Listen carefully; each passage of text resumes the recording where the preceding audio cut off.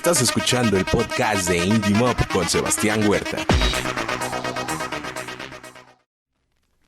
Ya estamos de regreso aquí en Indie Mob. No sé si se escuchó algo antes de entrar al aire, pero ¿no? ¿Sí estamos? ¿Se escucha el zumbido? Creo que es del micrófono, pero y desde hace rato te lo iba a comentar, pero bueno. Le damos la bienvenida al director del documental En la Periferia, Alberto Zúñiga, y Alfredo Caraballo. Caraballo. Es que por el teléfono te escuché bien. Caraballo, sí, es su apellido. Pero sí, a ver, bienvenidos a Indie Mob. Hablemos de este documental En la Periferia. Pues En la Periferia es un proyecto sin fines de lucro. Es una película completamente cultural que está producida por Jorge Pantoja, quien preside una asociación civil que se llama ACUDE, Asamblea para la Cultura y la Democracia, el extinto CONACULTA, ahora Secretaría de Cultura de México, y por supuesto estamos hablando de nuestra productora, Sinestesia Arts Media Films, quienes producimos esta película donde hay 8 bandas protagonistas, que tienen en promedio más de 30 años de vida, ¿no? Estamos hablando de Rebelde Punk, por ejemplo, esta mítica banda del punk mexicano, tiene 36 años, una cosa así. La banda Bostik, Lead and Roll, estamos hablando de Luzbel de Wizard, ¿no? Estamos con Tex-Tex, de hecho la película registra el último día de gira de Lalo Tex, y también tiene pues el regreso de los Tex-Tex al escenario. Está también de blues Juan Hernández y su banda de blues. Está por otro lado Follaje Blues. Y los metaleros, pues tenemos también, además de Luzbel, tenemos a Transmetal, ¿no? Entonces son 8 bandas que nos permitieron pues acompañarlas durante 9 meses de rodaje en la periferia de los límites entre el Estado de México y justamente la Ciudad de México. Y por supuesto pues estuvimos pues viviendo de cerca todo el movimiento del rock urbano y toda esta industria que cobra vida cada fin de semana, ¿no? Pura crema y nata del rock mexicano. Pues yo creo que sí, son bandas legendarias, ¿no? No hay ninguna de estas bandas que, salvo en el caso de Lead and Roll, ¿no? Que tiene 25 años de vida, pero claro, Toño Lira empezó con los Blues Boys hace más de 30 años, ¿no? Y que empezó a la par que todas estas bandas. Entonces, creo que de cada una de estas bandas podríamos hacer sin duda una película, ¿eh? Y ese creo que fue el mayor reto. Sí, porque ha venido aquí Blues Boys, Juan Hernández vino hace un par de semanas y nos comentó precisamente lo del documental, que estaba él pues involucrado siendo protagonista de este documental, y platicábamos con ambas bandas de lo difícil que ha sido mantenerse dentro de la escena. Platicábamos con Eleazar Betancourt de dónde salió eso de rock urbano. Dice, no lo sé, quizá fue una invención de la revista Banda Rockera. Y que no estaba muy de acuerdo con esto del rock urbano, pero ¿sabes tú de dónde salió eso del rock urbano? La verdad no tengo ni idea, es una etiqueta muy, pues de entrada me parece muy extraña, ¿no? ¿A qué te refieres por urbano? O sea, ¿qué vamos a considerar como urbano? Entonces creo que el hecho de hablar de un término que además sesga, ¿no? Está como muy sesgado porque pareciera como que estamos hablando de qué. Ajá. O sea, ¿de qué tipo de rock? O sea, no es blues, no es metal, no es heavy metal. Hay una categoría de rock urbano, yo que sepa, no existe eso, ¿no? Ajá. Creo que más bien es una etiqueta que sojuzga un término en temas de dónde se presentan estas bandas, ¿no? O sea, si son, yo por ahí he escuchado una entrevista hace años, ¿no? Que decía, es que el rock urbano tiene que ver con los lugares que no son tan famosos, ¿no? ¿En serio? O donde va poca gente, ajá. No, poca gente no va. Y si alguien mantiene viva la industria en este país, son ellos. O sea, el rock urbano cobra vida y el rock, o sea, no el rock urbano, no, el rock cobra vida definitivamente en la periferia en el Estado de México, ¿no? Está más vivo que nunca. O sea, escenarios donde llegan a ver 3,000 personas, 5,000 personas, 10,000 personas, ¿dónde está esa parte de... Creo que la etiqueta de urbano me parece más bien un poco despectiva. Sí, porque es algo así como de pues lo que suena en el metro, el que se sube al camión a vender los discos, que es donde uno escucha también esas canciones, ¿no? Pero escuchaba yo que comentabas en una entrevista, estas bandas tienen tocadas cada fin de semana que ya quisieran muchos. ¿Quién? Tú dime quién de las grandes ligas, o los que se autodenominan como las grandes ligas, o los grandes medios, quién toca cada 8 días. O te la voy a poner de otra forma. ¿Quién toca un mismo domingo en 4 o 5 sitios distintos? Corrígeme si estoy mal, Alfredo, pero cuando nos fuimos de gira con Bostik, empezamos en Nesa. Sí, fue en esa. En una de las tantas veces que los acompañamos. De Nesa nos fuimos hacia... ¿Qué fue? A Toloyoac. No, sí fue Nesa. Uh-huh. No fue Tlane, ¿verdad? No, es que los acompañamos Sí, tanto tiempo. Sí, de O verdad. aparte de lugares haz de cuenta- insospechados, ¿no? No, Porque claro. también es las que- bandas se meten a donde los dejen tocar. Este lugar Sí. que te digo, a Toloyoac, no recuerdo, perdón, Ahorita- fuimos a ahorita tantos me tengo que lugares. En esa ocasión fuimos a 3 tocadas con ellos. Ujú. Perdón, Tizayuca. Tizayuca. En Hidalgo. Ajá. Y entonces imagínate, fuimos a tantas tocadas, de repente recorrimos el circuito mexiquense no sabes cuántas veces, toda la parte que tiene que ver con este corredor que va desde Texcoco hasta Tlanepantla, lo recorrimos muchas veces, ¿no? De ir con las bandas acompañándolos de un sitio, a veces estábamos en Chimalhuacán, a veces nos movíamos a Tultepec, a Tultitlán, a toda esta parte, ¿no? Ecatepec. No se te olvide mi pueblo, Coacalco. Por eso, bueno. Somos vecinos. Son ¿Ah, sí? vecinos. Alfred es de Coacalco. Así es que ya chole con tus quejas. Entonces, pasamos por Coacalco, estuvimos a cualquier cantidad de lugares, ¿no? Estuvimos en La Jusco, fuimos a Los Reyes, Michoacán, ¿no? Estuvimos en Morelia, yo soy de Morelia. Fuimos a Salamanca, o sea, los acompañamos a cualquier lugar. Los Rebel de Punk se iban a ir de gira a Estados Unidos y a Nueva York concretamente, y estábamos considerando irnos de gira con ellos, ¿no? A Nueva York, a New Jersey, a no sé cuántos lugares estaban. Hoy, por ejemplo, Wizard está en California, ¿no? Y hace un par de meses estuvo en Texas, y, o sea, son bandas que de verdad tienen una agenda impresionante, no das crédito la cantidad de conciertos que tienen, y eso, ¿no? De bodegones muy rústicos junto a ahí en Tizayuca, ¿no? Tizayuca, sí, una bodega que en realidad estaba súper escondida. Había maizales, ¿no? Al lado. Maizales, sí había alrededor, bueno, era como una brechita muy pequeña, un canal muy pequeñito, y las milpas ahí, y sí era un lugar en realidad bastante, pues peculiar, ¿no? O sea, y aparte la gente que estaba ahí. Sí, porque entonces digamos que, para terminar lo de el rock urbano, si se le debe llamar así o no, decían los integrantes de los Blues Boys, es que quieren llamarle así al rock mexicano, entonces lo demás que hacen no es mexicano o no es rock. Claro. Y ellos estaban muy molestos con eso, no sabemos, la conclusión del programa fue no sabemos de dónde salió eso del rock urbano, pero igual con Juan Hernández, pues sí, son bandas que tienen bastante trayectoria, Sí. que se han mantenido en la independencia y con un público fiel. Mira, te voy a contar una anécdota. Eso no lo he podido platicar con Juan. Quiero platicárselo porque en alguna ocasión fuimos a Zumpango, a un pueblito que está justo al lado. Creo que se llama como San Pedro Zumpango, no recuerdo bien el nombre. Es que de verdad fuimos a tantos lugares que no tengo tan buena memoria, ¿no? Pero a un lado de Zumpango estaban 4 generaciones. Está una abuelita como de 60 años, 65 años. Su hija como de 40, su nieta como de 28 más o menos, y una niña como de 5 o 10 años. Ajá. Y la más emocionada era la abuela. Pero espera, eso no es la anécdota. La anécdota es que de repente vemos que la abuela empieza a desabrocharse la blusa y se abre y tenía un tatuaje de Juan Hernández, ¿no?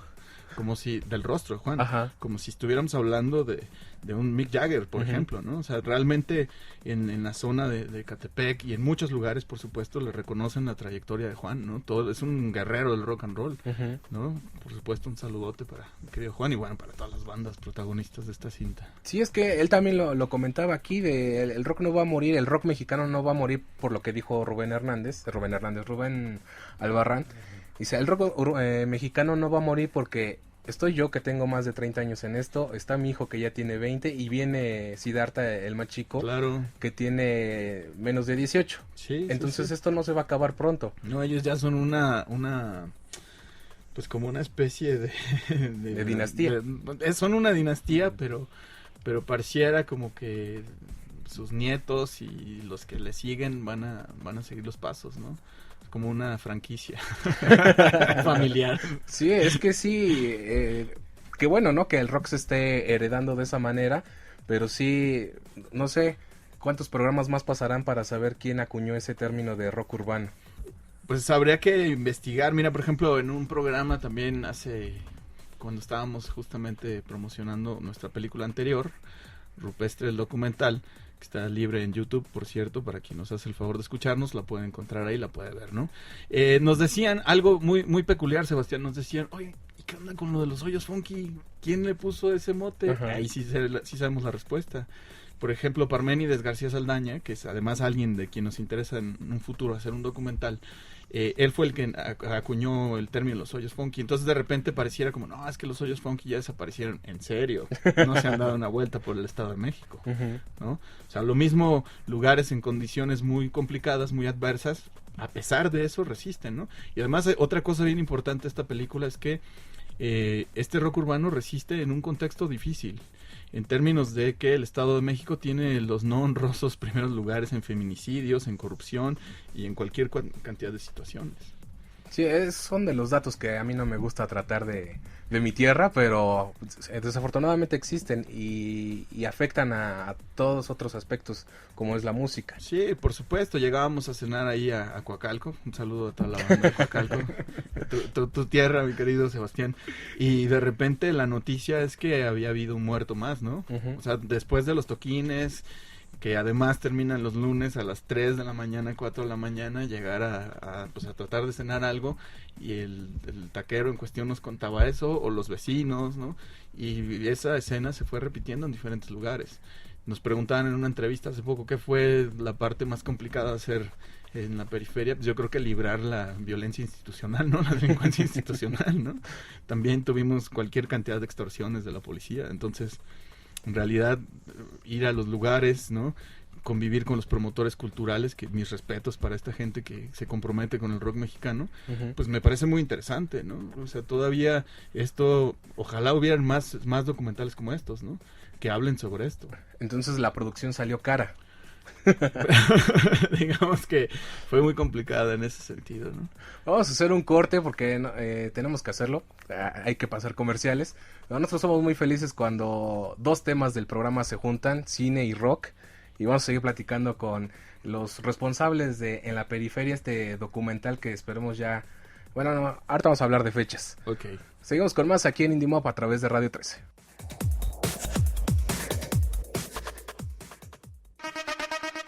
Síguenos en las redes sociales como Indie-Mob con Sebastián Huerta en Facebook y @Indie-Mob Radio en Twitter. No te despegues, Indie-Mob continúa. Estás escuchando el podcast de Indie Mob con Sebastián Huerta. Ya estamos de regreso aquí en Indie Mob. Acabamos de escuchar a Nainari con Dinamita con Miel. Ellos están preparando un próximo material. Esto es del material pasado, pero para que lo vayan conociendo. Y bueno, les comentaba a los invitados que en varias ocasiones lo mejor de la entrevista queda fuera del aire. Aprovecharemos que estamos por internet para que lo cuente con las palabras exactas. Pero de todo eso que me decías, alguna ocasión que platicando con Chavarrock me dijo, no te puedes decir periodista de rock o de la escena independiente o metido en todo esto si no te metes al slam, si no te llenas los zapatos de lodo, y creo que es lo que han hecho ustedes filmando este documental. Hay una escena que aparece en la película donde en la euforia del toquín era un concierto del Rock and Roll, estaba el slam a pleno y a todo lo que daba, y tal cual me metí con la cámara, ¿no? Al slam, tal cual. Ajá. Y esa secuencia la tenemos registrada en la película, ¿no?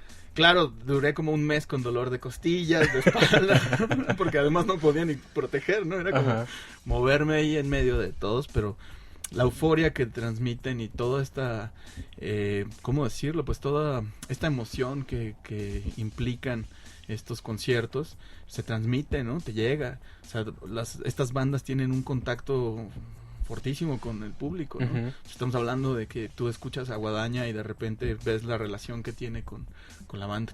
Con la banda me parece interesantísima, ¿no?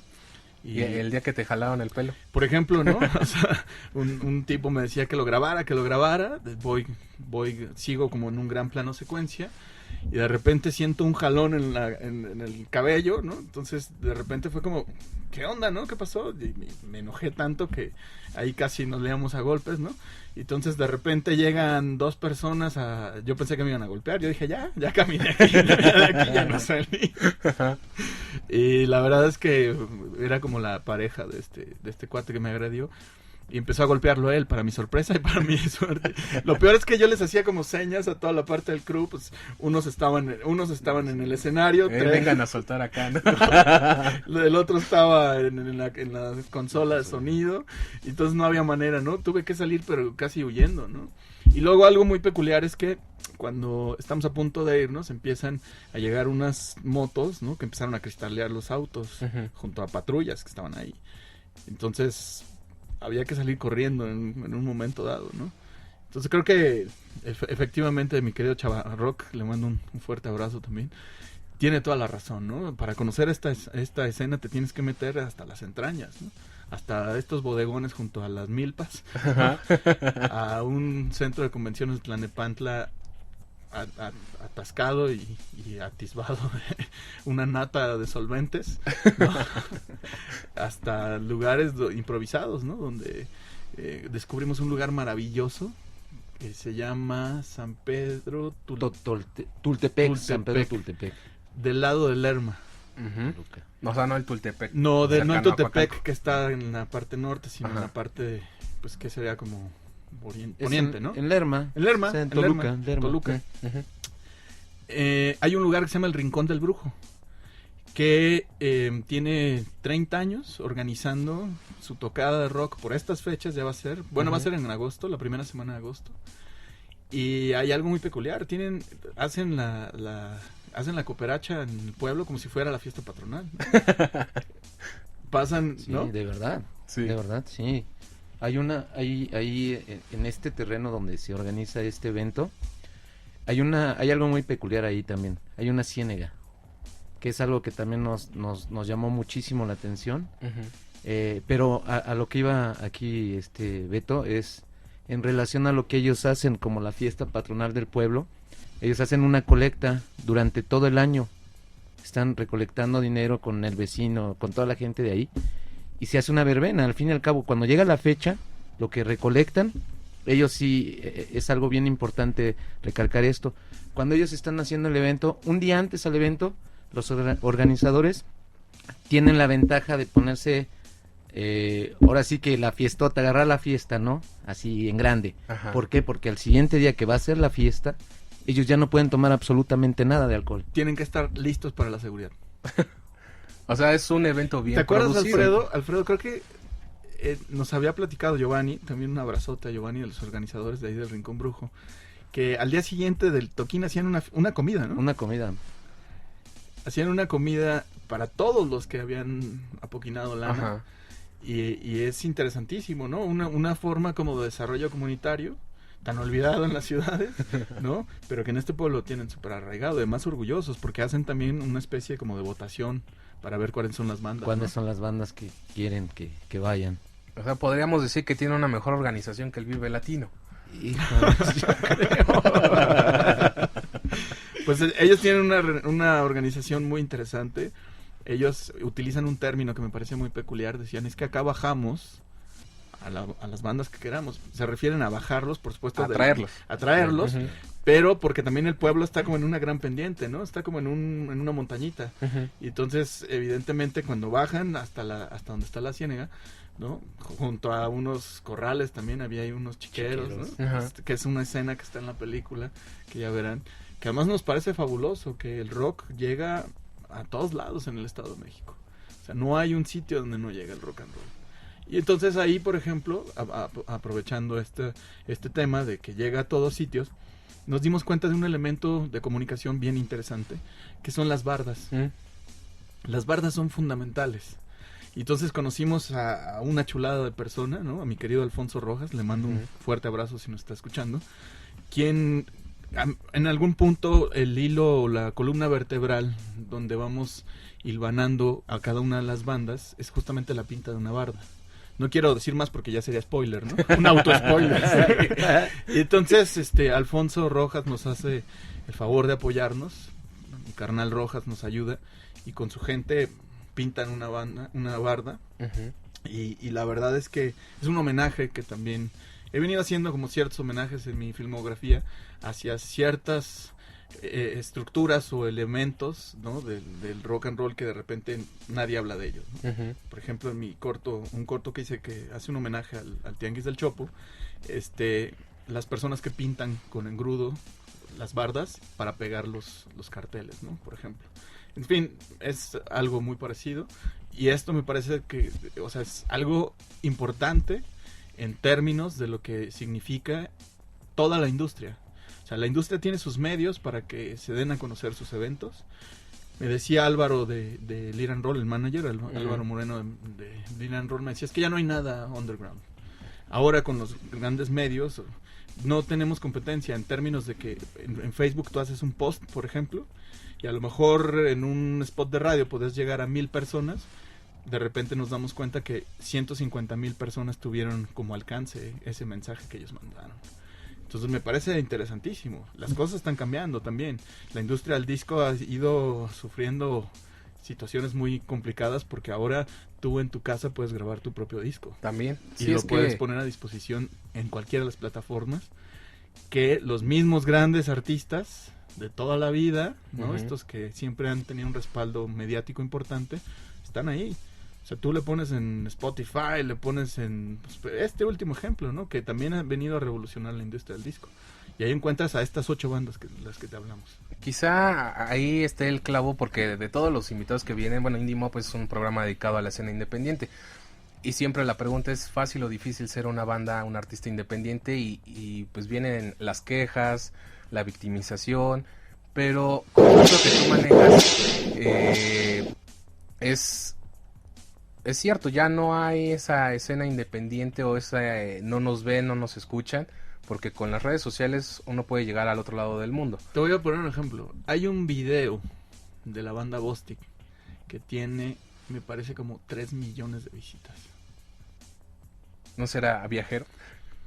Hay cualquier cantidad, digo, eso de los... O sea, te estoy poniendo uno que me sorprendió. Ajá. En la búsqueda, en la investigación, de repente 3 millones de visitas, ¿no? Y me parecía, después vimos algunos también de los Tex y en fin, de estas bandas tienen más de 100,000 visitas.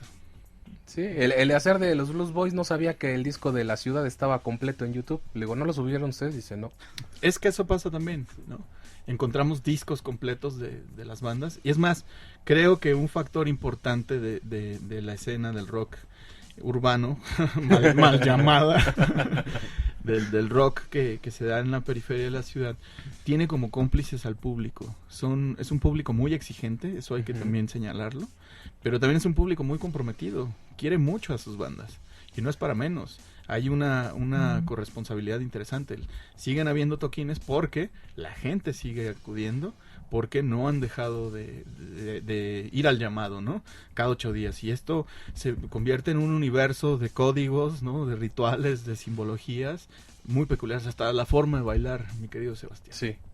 Hasta la forma de bailar es algo que a nosotros nos dejaba como muy, muy impresionados, ¿no?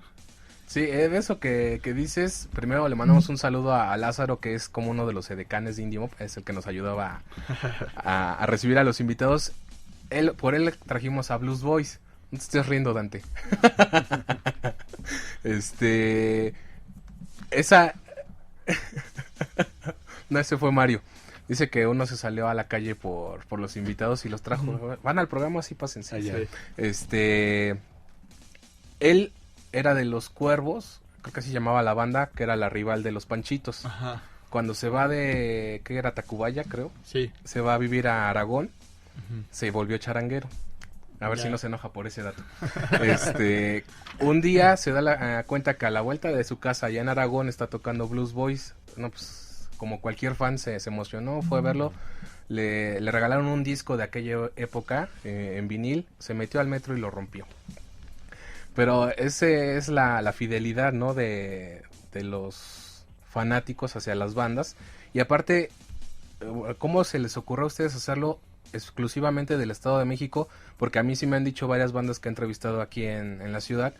¿De dónde eres? De Coacalco. ¿Y por qué vienes a entrevistar hasta acá? En Coacalco hay muchas bandas. Lo que ahora ya no hay es lugares donde tocar, porque se lo agradecemos a los gobiernos que ha habido. Han cerrado muchos lugares. Pero Coacalco, bueno, lo que me han comentado, hay muchas bandas allá. Han venido bandas de Coacalco aquí. Y ustedes, ¿cómo es que eligieron el cinturón? La periferia de la ciudad. Bueno, justamente porque tiene una industria sólida, Uh-huh. una industria muy poderosa en términos de estas corresponsabilidades y lealtades que tienen los promotores, las bandas, el público. Y eso creo que ese fue como el primer impulso importante. Además, algo que nos llama mucho la atención es que estas bandas siguen existiendo a pesar de todas las adversidades que han habido. Y ahora el contexto justamente en el que se desarrolla el rock en el Estado de México, un estado que tiene estos índices no honrosos, pues eso es digno de contarlo, que haya un documento audiovisual histórico que pueda dar como fe de ello, ¿no? Y además del homenaje que estamos haciendo a estas 8 bandas. El homenaje a esas 8 bandas, y aparte que se fijen en esos detalles, porque sí, uno que viaja de la ciudad al estado, pues ve estas bardas, los postes con estos característicos flyers enormes. Sí. Y se identifica claramente con este tipo de rock, ¿no? Para no seguirle diciendo rock urbano. Claro. Pero así se maneja esta industria, que hasta este momento yo no la había visto así. Pues a nosotros nos pareció muy interesante, ¿no? Cuando nuestro productor Jorge Pantoja nos plantea el proyecto, es la segunda película y otros cortos que hemos hecho juntos, pues justamente hablábamos de esto, ¿no? O sea, de la importancia de las bandas. Uh-huh. O sea, por darte un dato así muy concreto y muy duro, ¿no? Transmetal tiene más de 4,000 conciertos en toda su historia. Uh-huh. Pero no solamente eso, su música forma parte ya de la Fonoteca Nacional. O sea, forma parte del patrimonio sonoro de los mexicanos. O sea, una banda de heavy metal, estamos hablando de música popular contemporánea. Uh-huh. El rock se ha convertido en eso, ¿no? Música popular contemporánea, y ahí está. Ya está para el paso de la historia, ¿no? O sea, yo me imagino que en 40 años alguien podrá consultar la música de Transmetal. Seguramente Transmetal seguirá todavía tocando muchísimos años más. Ojalá que así sea. Y bueno, Transmetal está ahorita, hoy anda en Sudamérica, en Centroamérica, perdón. Tienen unos días una semana creo de gira por allá, ¿no? Por ponerte como estos datos, ¿no? O sea, Ajá. 2 de los protagonistas de los que estamos hablando ahorita, unos están en California, otros están en Centroamérica, y los otros acaban de llegar de Estados Unidos. O sea, me parece que tienen una trayectoria importante y digna de celebrar, digna de documentar, y que quede ahí, ¿no? Por supuesto, no son los únicos, ni los No, últimos, porque ni los hay más de primeros. 8 bandas. No, o sea, hay muchos más, ¿no? Nos preguntan, oye, ¿por qué no está Charlie Montana? Perdón, nos hubiera encantado que estuviera Don Charlie, ¿no? Nos hubiera encantado que estuviera el Aragán, nos hubiera encantado que estuvieran muchas más bandas, pero es una película que tiene una duración con un tiempo determinado para entregar el proyecto, ¿no? ¿Cabría la posibilidad de en la Periferia 2? No, para nosotros termina aquí el proyecto. Tenemos más proyectos, otras películas que no solamente estamos hablando de rock y cine, son otros proyectos que tenemos, Uh-huh. televisión incluso, cine, rock, pero también otras cosas que tienen que ver, por ejemplo, con música infantil, ¿no? Nos interesa mucho también eso, nos interesa algunas otras cosas, como lo que te decía de Parménides, ¿no? O sea, una película biográfica sobre un periodista muy polémico, en fin, películas de ficción que estamos ahorita pues en preproducción, buscando financiamiento. O sea, en eso andamos, realmente nos encanta el rock, ¿no? Pero creemos que en la periferia ahí termina, ¿no? Aparte, bueno, quizá, y dicen también, segundas partes nunca fueron buenas. No lo concebimos No, como... sí, como ver si hay una segunda. O sea, obviamente esto es un mercado así muy, muy grande que sí se puede hacer no nada más una segunda parte, hasta una tercera, una trilogía, ¿no? O no acabarían. O no acabaríamos, exactamente. O una serie, una serie ¿no? en realidad. Una serie realmente, ¿no? Y bueno, también aquí pues estamos hablando en la periferia, estamos haciendo un homenaje también a estas radios por internet, ¿no? Por ejemplo, que hay radios especializadas en rock, ¿no? O sea, en la película salen nuestros carnales de Riff 111, ¿no? Por ejemplo. O los de la GAM, de aquí de la Gustavo Amadero. ¿Cómo se llama? Ahorita no se me fue el nombre de la estación. Es que siempre... Estuvo Juan Hernández. Juan Hernández, ¿no? Estuvo. La Racona. Sí. La Racona. Ah, ya. ¿No? Un saludote también a toda la banda de La Racona. Y entonces, te digo, nos metimos en todos lados, ¿no? Realmente acompañamos a las bandas, como decía Álvaro por ahí, ¿no? Nos metemos al cielo del infierno, ¿no? El cielo, sí. Y por último, fechas tentativas de proyecciones. Mira, ahorita lo que te decía, ahí van a haber 3 preestrenos, perdón. Uno va a ser en Cineteca Nacional, seguramente en 3-4 semanas. Vendrá otro en el Museo Universitario del Chopo y finalizaremos con la UAM Iztapalapa. Entonces, yo creo que lo más adecuado es que quien nos hace el favor de escucharnos, si va a Facebook y le pone en la periferia documental, si nos regala un like, va a estar enterado de todo lo que va a ir sucediendo porque lo vamos compartiendo, ¿no? A eso iba, ahorita estamos, fijamos la publicación precisamente en la fanpage para que estén al pendiente a la siguiente pregunta, a las redes sociales para que la gente esté al pendiente de las fechas y como tú dices, después ya se va a liberar sí, va a estar gratuita. El documental. Calculamos que en unos, más o menos el ciclo natural de una película en festivales anda como en un año, ¿no? Poco menos de un año, depende cómo le vaya a la película, ojalá que le vaya muy bien a esta película, pero normalmente el promedio es un año y después ya empieza, la liberamos y va a estar pues gratuito para todo el mundo. Leira, muchas gracias por haber venido a Indie Mob, pero también muchas gracias por haberse fijado en esta música que es pues como la raíz del rock mexicano, porque yo creo que a eso suena el rock mexicano y no el rock urbano como decían los Blues Boys. El rock mexicano sigue vivo porque aquí estamos todavía. Claro, y además el rock es el rock en todos lados. No, estas etiquetas me parecen como un poco fuera de lugar, ¿no? Son rock, ¿no? Al final, rock and roll. Y bueno, pues agradecerte por el espacio, por la entrevista, ¿no? Saludar a tu público y nada, ya estaremos compartiéndoles información. No, pues Alberto, Alfredo, muchas gracias. No, pues gracias a ti por darnos este espacio y esperemos que nos sigan. En realidad es un buen proyecto y ojalá a todos estos amantes del rock se den el tiempo de irla a ver. Pues ahí está, en la periferia, un documental de Alberto Zúñiga, producido por Jorge Pantoja, y pues un gran equipo también de Alfredo Caraballo, paisano también. Sí, paisano. Nosotros hacemos un corte y regresamos con más aquí a Indie Mob a través de Radio 13.